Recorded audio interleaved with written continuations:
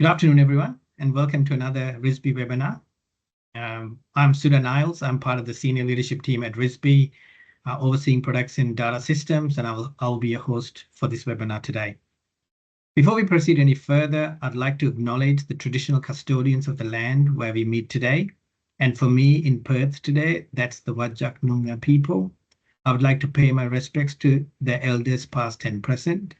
And I extend that respect to Aboriginal and Torres Strait Islander people with us today.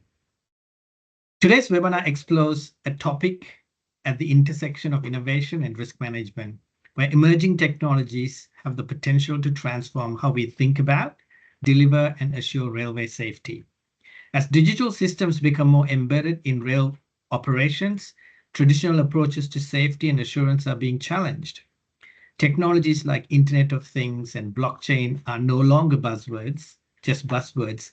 They are evolving into practical tools that can offer real-time monitoring, automated decision-making, and tamper-proof safety records. At RISB, we recognize that advancing rail safety requires not just operational excellence, but also digital foresight. Our standards, including those on operational security and cybersecurity, provide the foundation for safely adopting these technologies in a way that protects people, assets, and the broader transport system. Today's session will help unpack what these technologies really mean for rail, why they matter for safety, and how their integration can support smarter, safer, and more resilient networks. With that, I'm pleased to introduce our presenter today. Dr. Amin Tefori is the maintenance manager at Siemens Mobility. He specializes in addressing critical and major rail information and technology challenges. Over 9 years of industry experience in the automation and maintenance, rail and manufacturing sectors, he plays a crucial role in delivering high-profile rail projects, including Sydney Digital Systems, Metro Trains Melbourne, Keolis Downer, and the Government of South Australia and Kiwi Rail. Amin is the recipient of a prestigious World Prize in 2023 award for mathematical modeling for A380 Airbus, awarded by one of Asia's leading airlines, recognizing his exceptional contribution to advanced engineering solutions. He's also the author of the tech book Technology and Management, published in 2014, combining a strong academic foundation with practical industry achievements. Amin exemplifies innovation and excellence in engineering. His dedication to solving complex challenges inspires the adoption of cutting-edge technologies, ensuring the efficiency and safety of critical transportation systems worldwide. Before I pass it on to Dr. Amin, I just want to remind those who are online to enter your questions in the chat. And at the end of the presentation, we'll make some time to answer those questions. Over to you, Dr. Amin.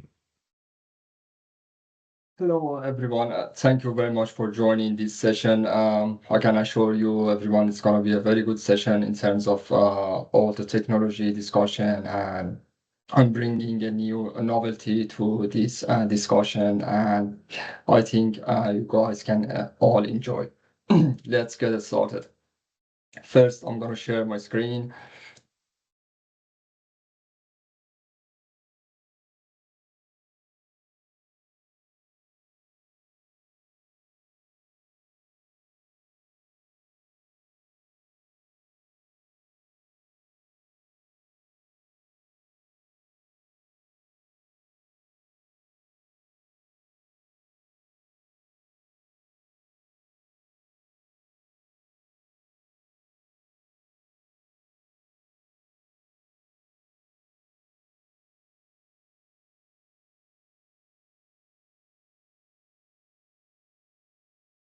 Just a little bit.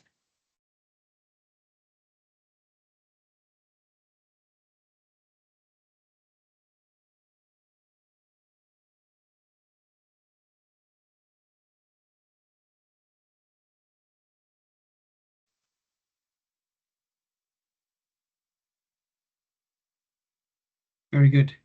All right, let's get it started. Today, I'll walk you through how IoT and blockchain technologies can work together to improve railway safety, with real-time monitoring and secure data management. So let's begin. As you can see, recent industry and academic studies show that combining digital sensors with blockchain, actually a distributed ledger, can predict and prevent rail incidents and protect critical systems and, of course, speed up investigations. And this presentation puts those findings into a practical real-world framework. And let's see what we will cover today.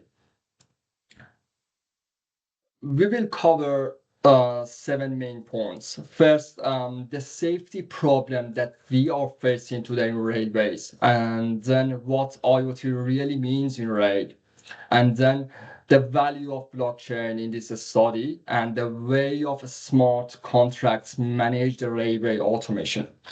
Then we go through how the two technologies fit together, and also a Railigent X example as a pure IoT device, which I elaborated later on. And in the final phase, I'm going to show you a 3-layered framework that ties everything together.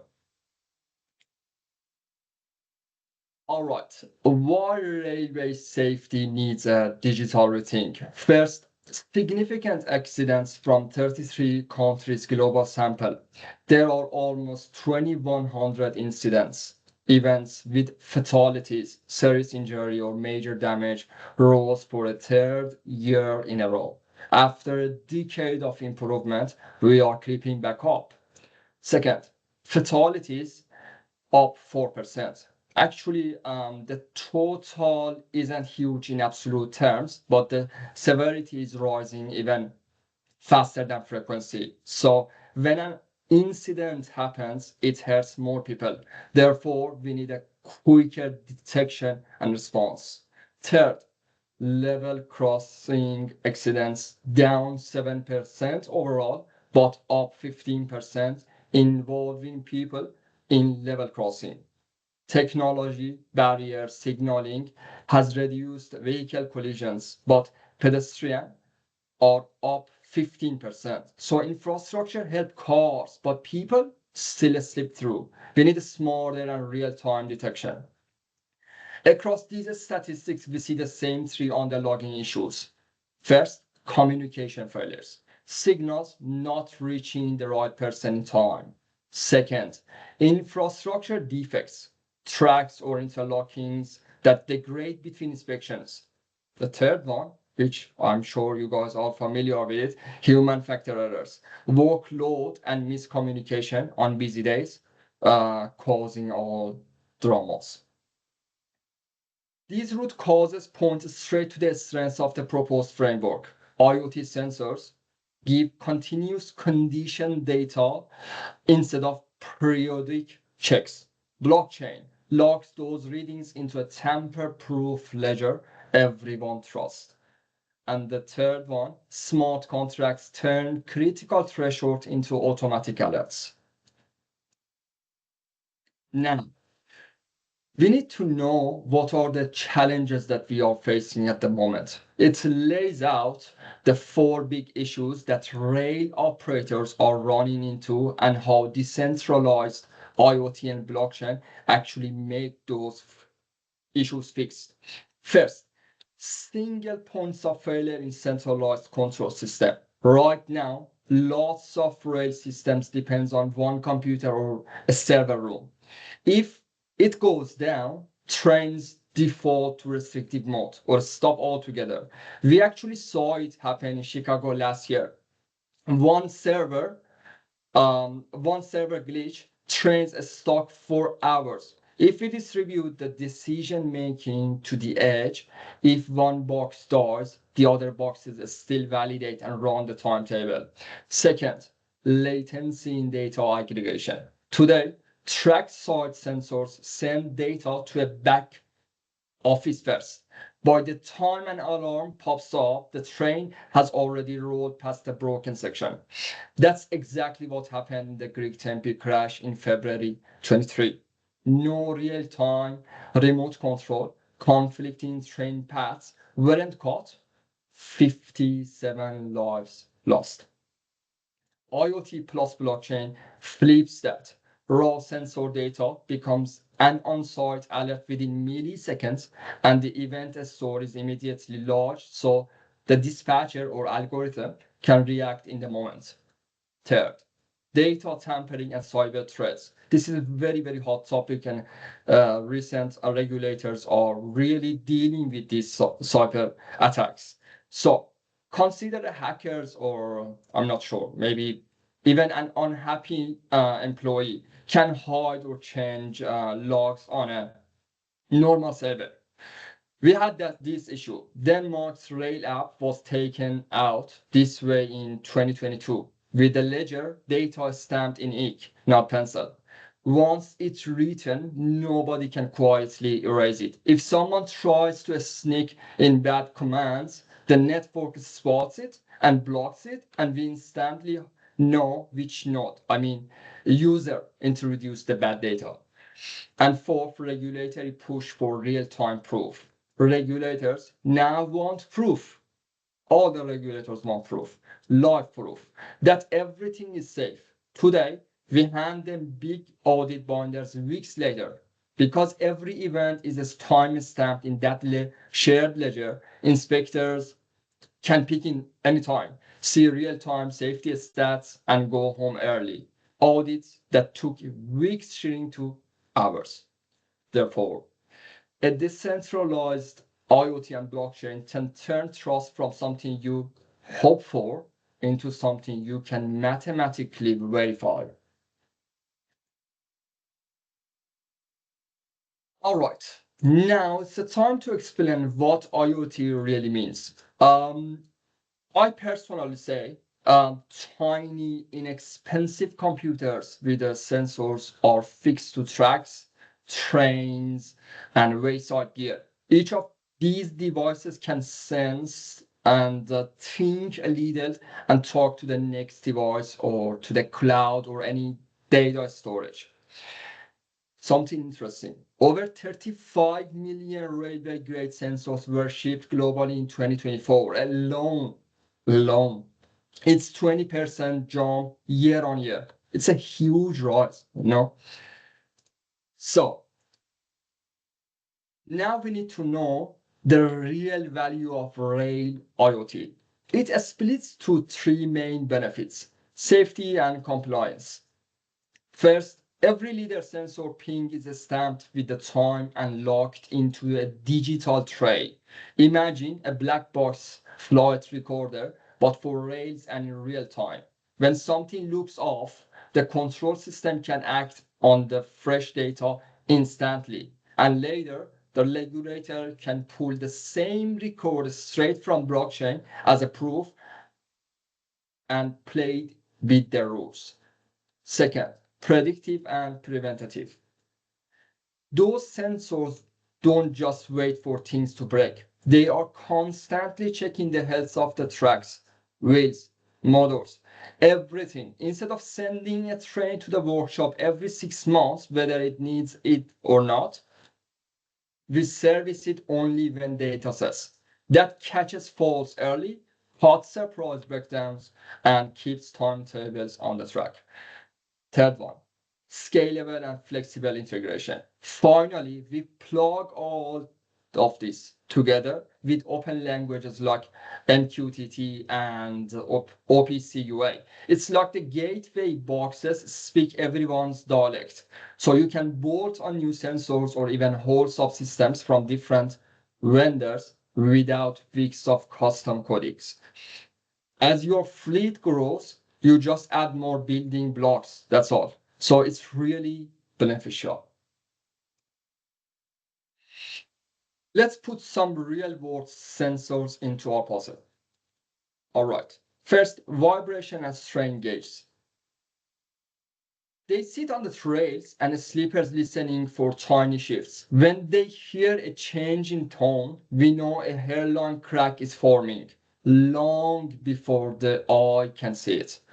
Ultrasonic and infrared sensors.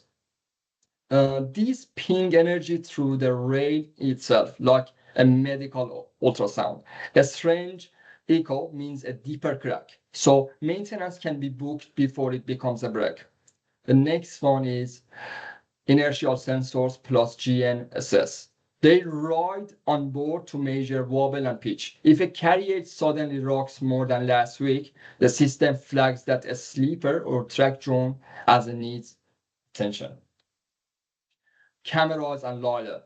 Mounted at crossing and tunnels, they spot obstacles in real time and trigger an instant alert to the driver and control center. The next one is environmental notes. Cheap little boxes checking temperature, humidity, flood levels. They warn us about washouts or landslips hours before crews arrive on site. So all those data streams flow into the Railigent X platform you see bottom right. Think of it as a brain that crunches the readings, predicts where, and spits out a work order before passengers ever feel a bump. So that's IoT in real. Some simple sensors feeding one smart engine, turning surprise breakdowns into scheduled stops and keeping both riders and regulators happy. And now is the time for why blockchain for railway safety. So it might be one of the most questions that comes to this topic. A blockchain is a shared tamper-evident ledger. Think of it as a series of the digital pages, which is called blocks, where each new page carries the fingerprint. It's called hash of the page just before it. Because every participant keeps a copy, the ledger doesn't live on just one server. It's replicated across many computers. Nodes. In blockchain, the nodes each stamped the data into the next block. They record it, agree, and see. At the beginning, sensors out on the track record events like temperature spikes, a cracked rail, etc. For the first stage, a gateway packages that data and hands it to the blockchain network.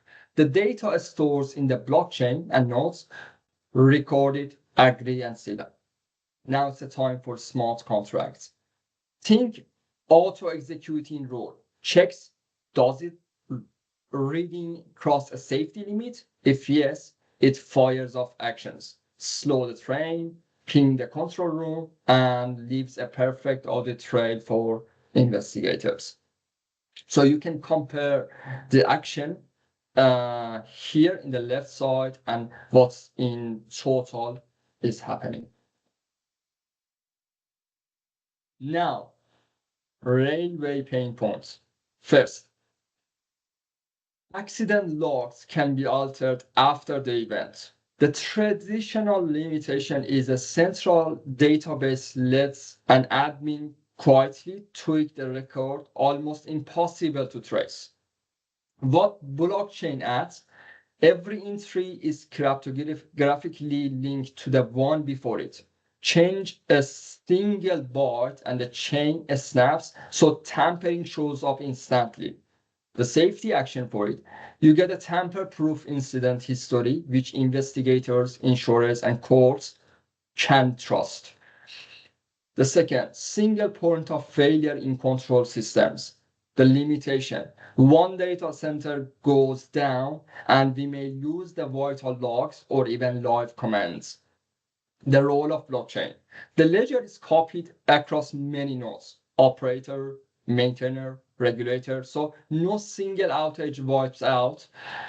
The impact is trains keep running and data stays intact, even a local server room dies. The third one. Stakeholders argue over whose data is correct. You might hear this sentence a lot. So every group keeps its own silo. Matching version later delays root cause analysis. What blockchain adds? Everyone writes to the same permission ledger and signed each entry digitally. The safety impact is one shared authoritative source of truth, so disputes get settled faster. And the fourth one is manual and slow safety actions. Traditional limitation. Humans review alarms, pick up the phone, pass the instruction down to the line. What blockchain brings here, smart contracts kicks in automatically, trigger a slow order, open work order, the instant an alert lands on the ledger. Safety, response time drops from minutes to milliseconds, cutting accidents risk. Now, smart contracts. What is a smart contract? A smart contract is simply a small piece of code that lives on the blockchain. In our rail safety, it listens for incoming sensor events. For example, vibration sparks, temperature alarms, etc. And fires instantly when preset conditions are met. The good things about it are pick the players and rule. We decide who involved, operator, maintainer, regulator, and what they care about. We set the trigger, define the if this, then that condition, like Excel count doesn't match. Write a few lines of code that capture that logic. Upload it to the blockchain. Now every node holds the same rulebook. Let it run. Whenever the condition is true, the contract fires automatically. Ledger updates everywhere. So all the parties see the same result. A real example in the right side. A sensor event spots an Excel counter mismatch on the track. All right. The reading is written to the blockchain ledger. The smart contract checks the data, sees the anomaly, and instantly, so what it does now. Issues a slow order to trains and open a maintenance ticket for crews. No phone calls, no manual approvals, just automatic, tamper-proof safety action in just a second. Let me take you through how IoT and blockchain work together like two Lego bricks for rail safety. First, real-time sensing meets tamper-proof storage. IoT side, sensors data out on track for temperature, vibration, voltage every few milliseconds. In blockchain side, the gateway hashes each little data packet and connects it on chain. So nobody can quietly tweak or delete it later. So you get a live data and evidence trail you can't erase. Edge speed plus distributed trust. Those gateways or tiny edge computers do a quick reality check, filter the noise, compress the signal. What's left? The evidence packet is copied across several blockchain nodes. If one server goes offline, the others still hold the data, so latency stays low and you never lose the audit trail. Third, smart contracts, automatic provable action. If something goes wrong, it issues a slow order and writes it as a code. The minute on a chain reading trips that limit, the smart contract fire all by itself. It slows the train, opens the work ticket, and logs everything. No phone calls, no waiting for someone to press enter. One shared truth for every stakeholder. Because operator, maintainer, OEM, and regulator all read from the same permission ledger, arguments over whose log is right vanish. Investigations that once dragged on for weeks can wrap up in just a couple of hours. Everyone is looking at this exact same tamper-proof facts. Scales cleanly.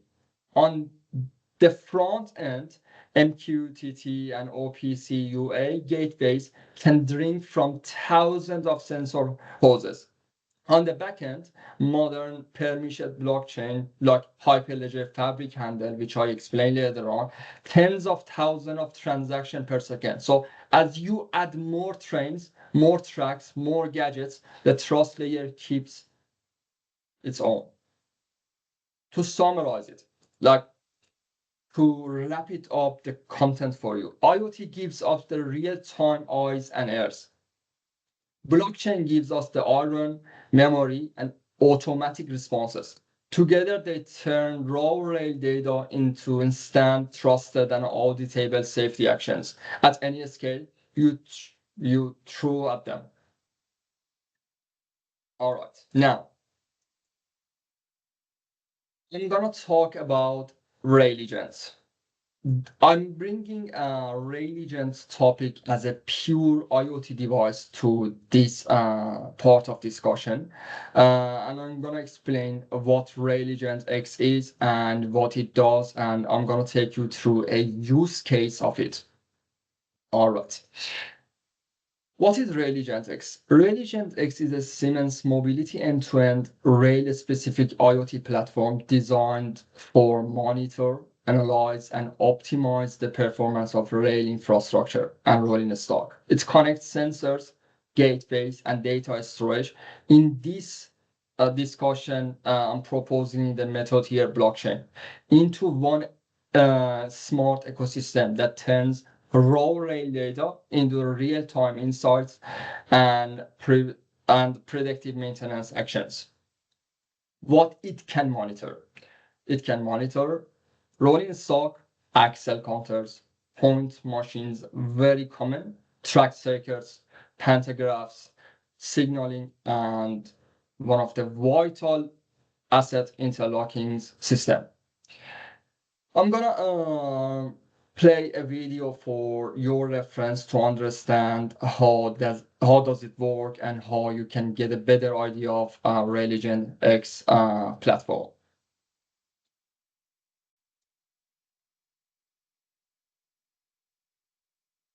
Reliability of rail transport depends crucially on its reliability, availability, safety, and on competitive fares.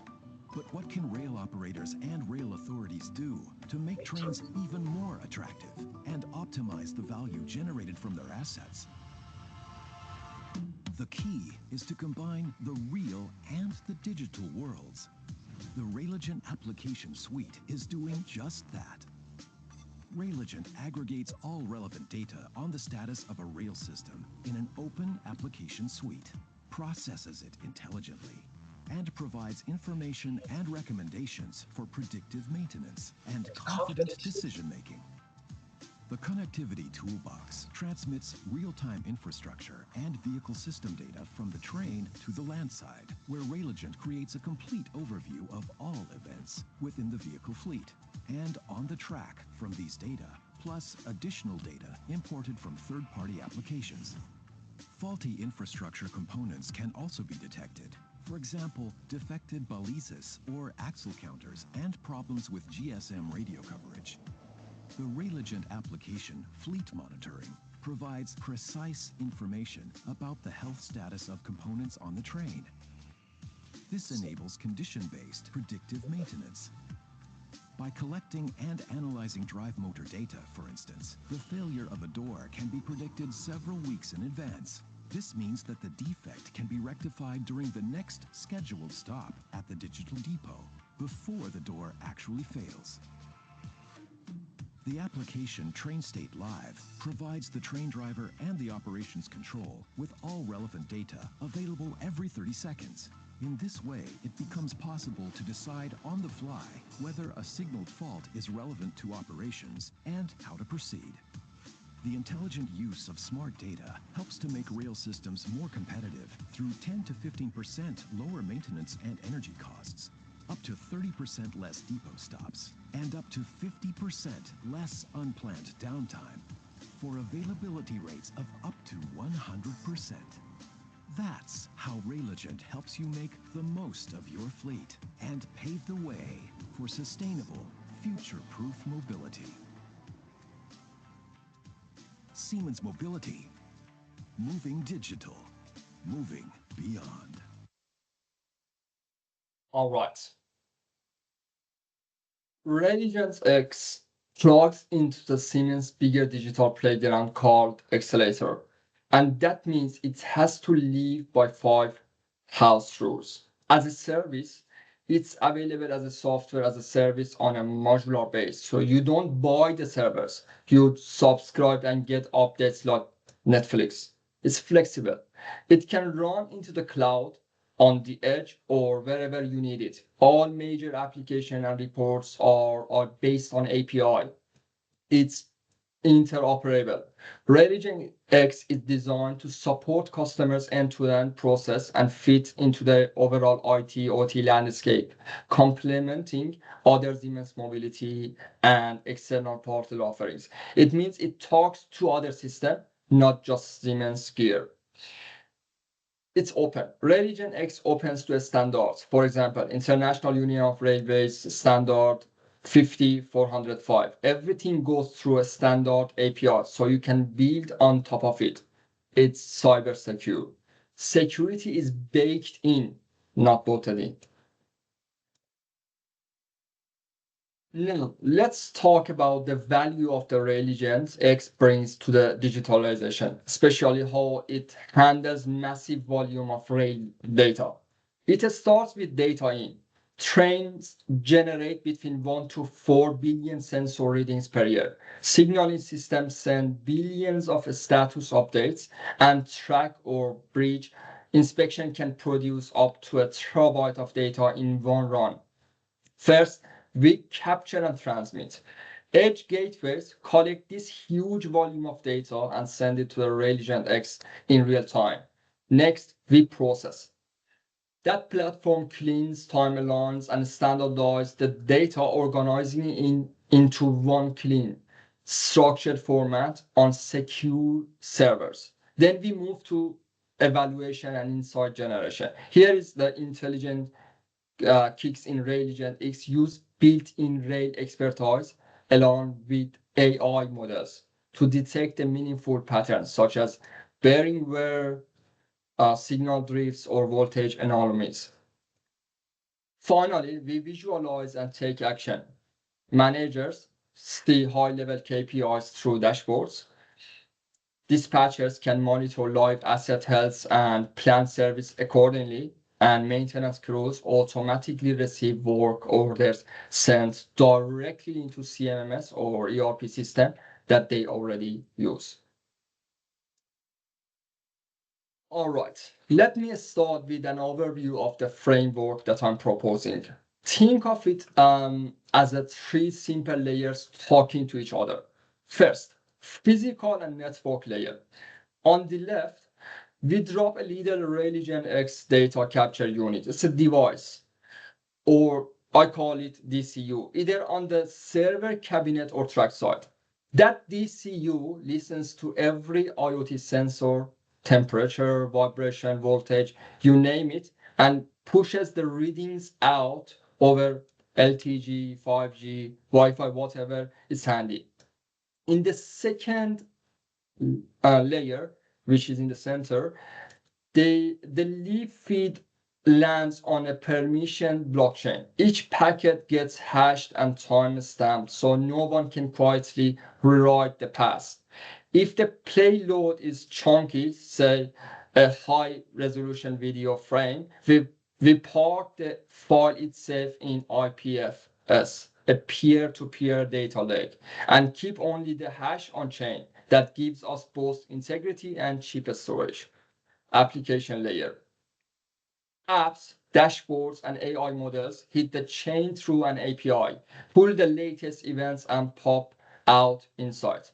Everything flows left to right for data capture, then right to left from an app queries or smart contract fires. Short and sweet, sensors capture, blockchain secures, apps predicts. Let's zoom in and walk that pipelines end to end. First, physical and network layer. The DCU is the workhorse. It ingests raw sensor streams, timestamps, compresses it, and encrypts it, all of them on the edge. It then fires two parallel messages at the same time. A small hashed event over MQTT or HTTPS straight to the blockchain. Any large payload, video, loader, inspection photos into IPFS to break it. The blockchain just keep the pointer to prove integrity. Because the heavy lifting happens in DCU firmware, we keep latency low and don't clog the backhaul links. In the storage layer, we are using a permission chain. Think Hyperledger fabric. So only trusted RAID players run nodes. The operator, the maintainer, maybe the regulator. Smart contracts live here too. Example rule, if axle vibration exceeds 4 grams 3 times in 60 seconds, emit a slow order event. The chain provides the audit trail. IPFS carries the bulk data without exploding storage costs. In the application layer, a prediction algorithm app, web or mobile, sits on the top. It calls the blockchain API, grabs the freshest events and scores asset heads in near real time. Dashboards push role-based alerts.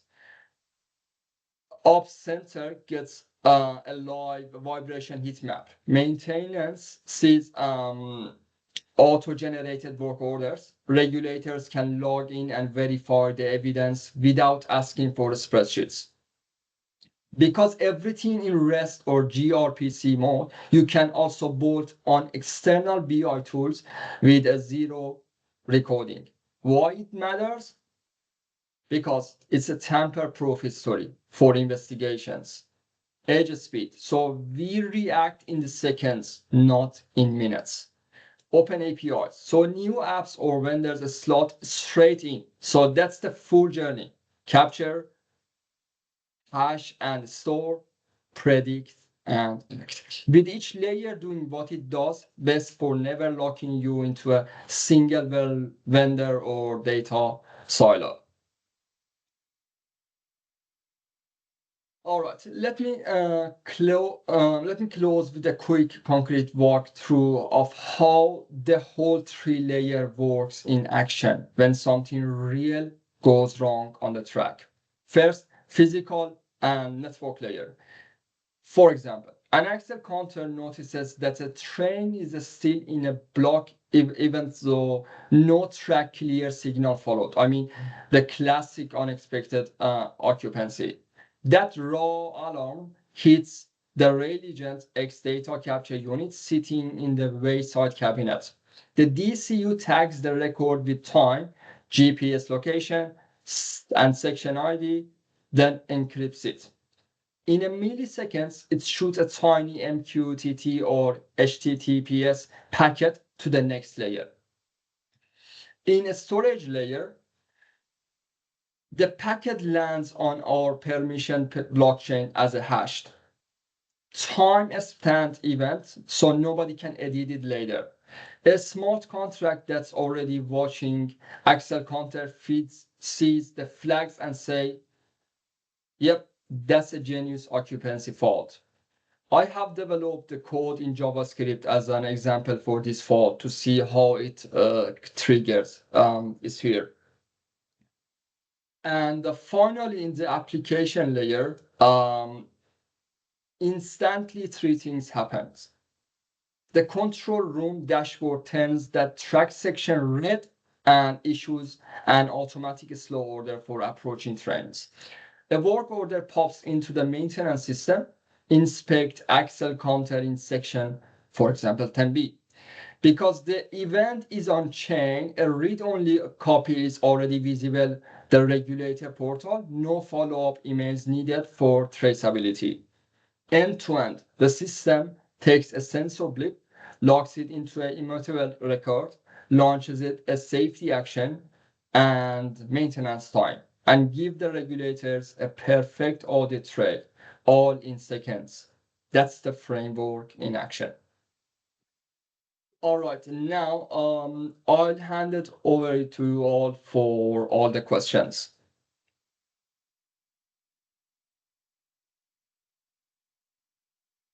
Thanks. Thanks, Amin. That was very interesting You're welcome. discussion. There are a couple of questions I want to pose, slightly high-level questions, just to see the answers for some of the high-level questions before we get into this. There are some technical questions coming up below. Obviously, with this kind of technology, there is a high level of data transparency that takes place. You kind of open that up. I guess the question I have is, in most cases in the railway industry, people do tend to, there's a concern and the need for protection of data. So how do you think the industry is mature enough to handle the transparency, the level of transparency, or are there rules that need to be put in place to ensure the data transparency is limited? How does it work? I see. That's actually a very, very good question, and I'm glad someone asked this question. So when the blockchain it's sitting on the one of the layers, because in blockchain, if you would like to make a modification or edit any data, it needs a permission for all the nodes, I mean all the computers that are monitoring it. So in this case, nobody can tweak it or change the data. So in terms of the data transparency, no one can make changes. So we are 100% sure there is no change in the data for any regulators or insurers. On the other side, I can answer this. So because it's a secured data transmission, so it's only monitored by the organization that we are interested. So we want to give access to the insurers, to the courts, to the investigators. They are only able to monitor it because it is end-to-end platform. So when they see the data inside the chain, you need to get access to see the layers of this blockchain. Okay, and something that we need to be aware of. If any data needs to be changed or modified, all those nodes, all those computers, all the people on the users, so they have to agree with this modification of data. So that's why but this is the current issue that we are facing at the moment. So when the data is changing, it's not traceable. So obviously the data integrity is definitely preserved through this technology. And then you're also saying that the sharing discussion, who shares and who doesn't share, you can put rules around it in such a way that only accessible for people. It'll be interesting discussion because I don't know whether every rail operator and infrastructure manager will want all of their data made available to a regulator and vice versa. And so it'll be an interesting discussion. And I guess that's a whole maturity conversation, industry maturity conversation comes into place as far as safety drivers are concerned. Well, thank you. Thank you for that answer. A couple of questions that are coming up, and this may be specific but I'll read them out. The first question is, what digital transfer speeds or infrastructure requirements are there to cope with the level, the train-mounted sensor system, the information that is gathering? So that's the question. Yeah. It is actually a very good question. This is one of the limitations that we have in the current market. So because the rail industry is coming from very long time back, so we are not able to adopt it in different platforms. So we can't make these changes. So what we can do by blockchain, we are able to change based on the speed that we require. Because in the beginning of the entry data to the blockchain, we run a smart contract. So this smart contract can also filter the speed. So because when it comes to the transmission data and the speed of the data to the different layers, the blockchain is super fast. So if the system is not going to be that fast to be transmitted to the different layers, we can provide with different protocols, we can provide a smart contract to slow it down and make it suitable for us for what we need. So it's really, really changeable, and we can provide that speed in our layers. Thank you. This is No. another question around with regards to what level of monitoring it can do. And I think it's probably very specific to Railigent software itself. Can it monitor energy usage, meters on rolling stock, OLE, and substation that show in one dashboard screen all the information relevant from energy It's actually usage a point of good view? question. I'm happy to answer it. What we can do in blockchain, we can give people, organizations with different level of access, for example. So because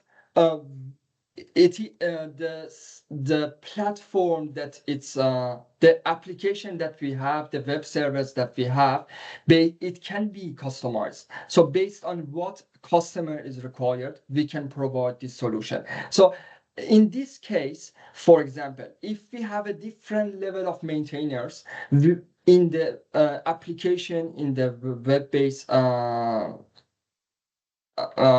platform, we can provide the level of access with different monitoring level. So for example, maintainer level 1 can see and observe only the tracks and circuits for any fault is happening. The second level can see all the logs that is generating by the tracks. And the third level was the manager who has access for all issues and all the data communication on the background. So we are able to provide that type of monitoring levels. Very good. A short question. Are there any sensor recording limitations at high speed? This is probably an IoT question. Yeah. Actually, that is something before I start to develop this platform, it was actually my question, the question just raised now, because the amount of data packet is transferring and transmitting to the different layers, it can be huge in the terabyte, right? So that's why we use a protocol which is called IPFS. So this protocol, what it does, it's break the data into different cells, and in this scenario, we are able to transmit the large volume of data without damage them. And this is actually very important, because in large volume of data, a lot of data will be missed or lost or whatever. So by based on this protocol, we can actually protect the data, easily pass it on by break the different data cells and transmit it. Very good. Quick one again. Who looks after and manages the maintenance of sensor networks? How easy is it to maintain? And will it require much upskilling for track workers? Really good. Really good question. So in terms of the looking after this, it's actually we don't need to buy a lot of equipments, tools or devices. So it's a kind of like subscription. So you get an update on the system based on the like what the updates coming. It's like a Netflix. So for example, you have a 1 month Netflix subscription, and then you need to update it to get different customization. So you will update it. So in this case, to the maintenance of this framework, it's actually there is not much to do, because it at first it is based on the predictive maintenance model. It can monitor itself too. So before it generates or before it goes to the fault, it generates a work order and say there is some fault maybe in the DCU or maybe in the data transmission tools or in the like the server room, anything. So before we get to the fault, we are able to fix up and solve the issue. So there is not much for maintenance of the full framework. Right. Well, thank you. No worries. It's a question here. If all sensor data is stored in a blockchain nodes, does each node is a kind of a server which requires more storage? So I think the question is around how does the shared storage work and how long each node can store the data? So it is a cryptographic concept, the question. You guys need to be a little bit familiar with the cryptographic concept which is coming to the blockchain. Blockchain, based on the model of the blockchain that we introduce, we are able to keep the data. For example, if you consider different crypto coins, for example, the Ethereum or maybe Solana, these type of coins, they have an issue to secure the data in their blockchain. So what they do, they use some type of method to break those data down to be able to hold more data day by day. So what we can do based on the situation that we have here, we can introduce bigger blockchain or going to different platforms. But for my framework, I'm using the Ledger Fabric, permissioned Ledger Fabric, which is able to hold and keep hundreds of thousands of transactions and data in like pretty much I can say you are able to hold as much as you want.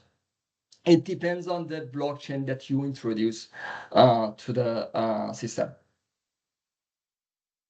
Thank you. The next question is on the software itself. The question is around, are there any use cases of Railigent in Australia or elsewhere that has been implemented? Yeah. There are plenty all over the world, but at this stage, I might not be able to mention the companies and the customer that we have, but we have different customers all over the world from different countries, European countries, that we are at the moment dealing with, and yeah, it's actually very well-known platforms in all over the world. Plenty of customers are using it at the moment. Very good. The question here is, can the Railigent DCU work with other trackside vehicle sensors? Yes, that's the thing. That's the one of the benefits of this, as I mentioned, because a lot of vendors can use these data storage and data capture unit for using for their purposes. But we specifically use the DCU for Railigent. We have a lot of other devices to capture the data, but we specifically use it for Railigent. But it's really flexible to use it. A lot of vendors using the DCU for different monitoring system. So yep, it can be used.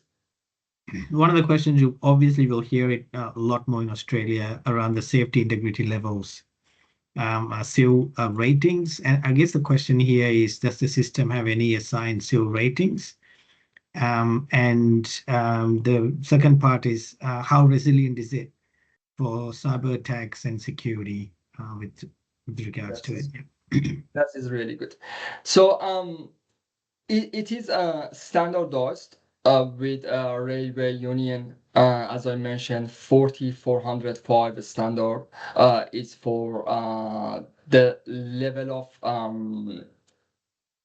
the level of this product. So it's very well now. It's accepted by railway unions, and all the customers are rely on the railway unions criteria to buy a product. So in this case, in terms of the cyber attacks, it is really secure. So I mentioned in one of the slides the security is baked inside the product. It is not like something bolted in. So it's very secure in terms of the safety, because it's using a data center that the customer wants to use it, like to make it very low access for like insurers, maintainers. So we are able to provide that specification for them. So it can be very secured, and also it's a rail union accepted. Okay. One of the last questions I want to put out, you mentioned Hyperledger Fabric. Was this developed by Linux open source Hyperledger Foundation? That's true. That's true. So the blockchain has been developed by Linux Foundation, but we are able to use it for our main purpose because it is an open source. Everyone can use it. The open source content, you need to be a little bit familiar with the IT stuff. So it's an open source platform. Everyone can use the codes and develop it. So because it's open source, so we are able to use it and get it for our purpose. So it can be our storage level. Look, we are quickly running out of time. I mean, look, thank you for providing this a very interesting presentation on a technology that's really looking into the future, how we operate and the impact that it brings on rail safety. That's all we have time for. There are a lot more questions in there. We'll try and get those questions across to you, or at least try and link you up in some way possible at the end of the session. So I just want to thank you. In closing, couple of notes that I want to provide for the rest. As many of you know, obviously security is a core thing that RISP operates, and obviously cybersecurity is also a key conversation. We have a standard and a guideline for that. And we will be reviewing some of those documents in the next 6 months. So watch out for space if you're interested in reviewing, be part of the discussion when the Rail Cybersecurity Standard is reviewed in the next 6 months. So just keep an eye out for information that are coming up. The next webinar information will be on the 3rd of June, 2025. It will be on the National Level Crossing Safety Program. More information to follow. We'll have a panel discussion as well coming up. So watch out for more information through RISP communication channels. We'll be looking forward to having you again in part of the discussion. That's all you have for now. I mean, thank you again, and thanks everyone for your participation. Have a great day. Thanks, everyone. Thank you all for joining this conversation.